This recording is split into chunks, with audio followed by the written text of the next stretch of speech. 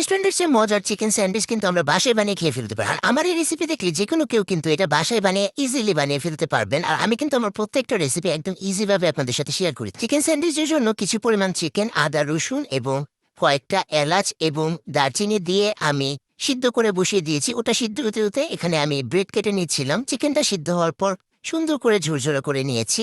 এরপর সামান্য লেটুস পাতা, গাজর কুচি, শসা কুচি দিয়ে আমি এর মধ্যে দিয়ে দিলাম। এরপর মেয়োনিজ, সামান্য গোলমরিচের গুঁড়া আর টমেটো সস দিয়ে আমি ভিতরের যে মিশ্রণটা ওইটা রেডি করে ফেললাম। এখন জাস্ট স্যান্ডউইচটা বানানোর পালা। যে ব্রেডগুলো আমি সাইড থেকে কেটে নিয়েছিলাম ওই সাইডের অংশগুলো আমি রেখে দিয়েছি।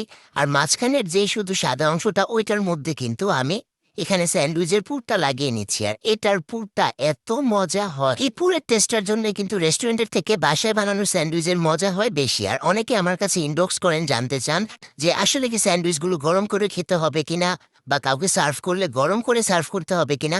আমার মতামত থাকবে যে আপনি চাইলে এটা হালকা মাইক্রোওয়েভে গরমও করে নিতে পারেন বা এভাবে ফ্রেশও খেয়ে নিতে পারেন। যেভাবেই খান খেতে কিন্তু বেশ দারুণ।